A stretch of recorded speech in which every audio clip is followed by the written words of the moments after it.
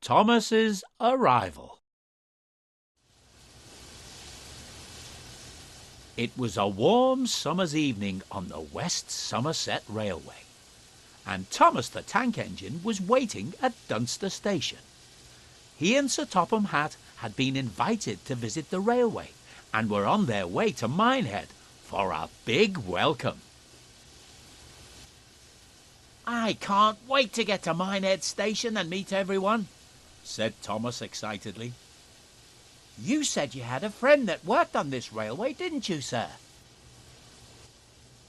"Yes, Thomas, I have," replied Sir Topham Hatt.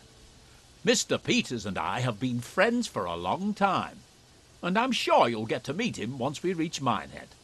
And I know he's very keen to finally meet you, especially after I told him how useful you are." "Thank you, sir," puffed Thomas proudly. "Although I do hope my branch line back on Sodor will be all right without me. I'm sure my passengers will miss their regular train rides." "I'm sure your passengers will be fine, Thomas. There's no need to worry about your branch line," chuckled Sir Topham Hatt. "I've arranged for Percy and Toby to look after it while you're away. Bertie said he'll lend a hand too." Thomas smiled, thinking about his friends back home. "Right then," he continued, "let's get going. We don't want to keep everyone waiting." And with that, Sir Topham Hatt walked down the platform and climbed aboard Annie. "Yes, sir," peeped Thomas. "Minehead, here we come."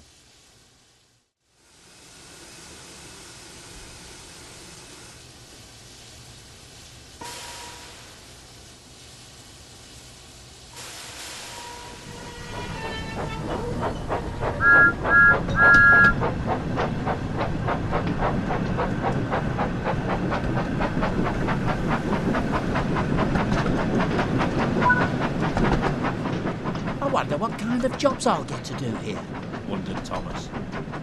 "I do hope we get there soon. I can't wait to get started."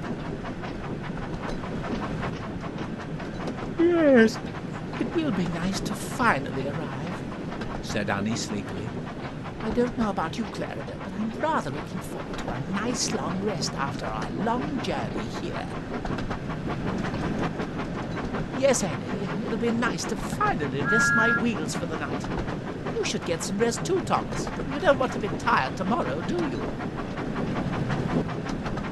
"But I'm too excited. There's going to be a party tomorrow night to welcome us to the railway, and I want to make a good impression and show everyone that I'm a really useful engine, especially as we've come all this way." "We understand," sympathised Annie. "But as Clarabelle said, you don't want to end up being tired and running late on your first day." Despite his excitement, Thomas couldn't help but be tired too.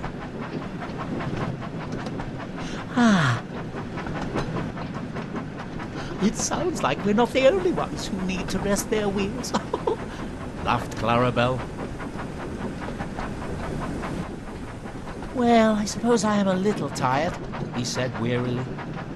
"And a good night's rest would be nice before we start work in the morning." The three friends continued their journey towards Minehead, and it wasn't long before they were nearing the station.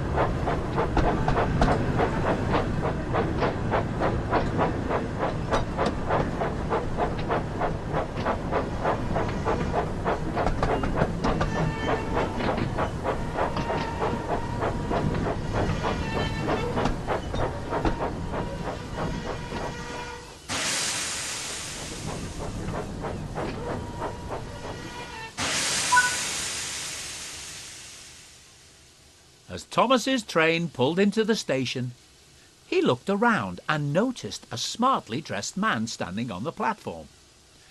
He wondered if this was Sir Topham Hatt's friend, when the man stepped forward and introduced himself. "Hello, and welcome to the West Somerset Railway. You must be Thomas, the famous tank engine I've heard all about. It's great to finally meet you. My name is Mr. Peters, and I must say it's a pleasure to have you here." "Thank you, sir," puffed Thomas. "I'm excited that we have been given the chance to come and visit your railway, and I can't wait to get started."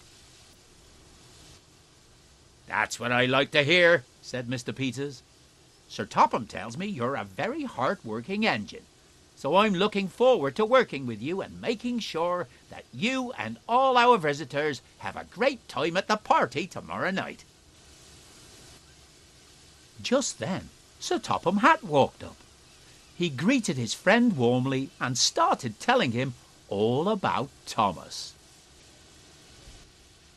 "Thomas is one of the most useful engines I know, and I'm sure he'll prove to be a credit to your railway." "That's wonderful to hear," replied Mr. Peters. "I'm sure that Thomas and I will get on splendidly." Mr. Peters smiled and turned to the crowd of passengers.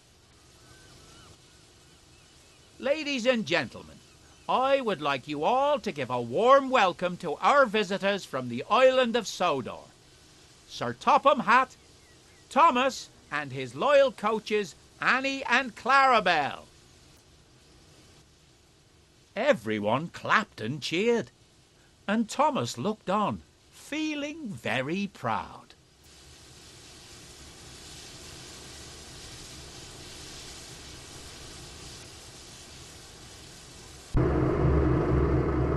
But no one noticed that a familiar diesel engine was watching them from afar.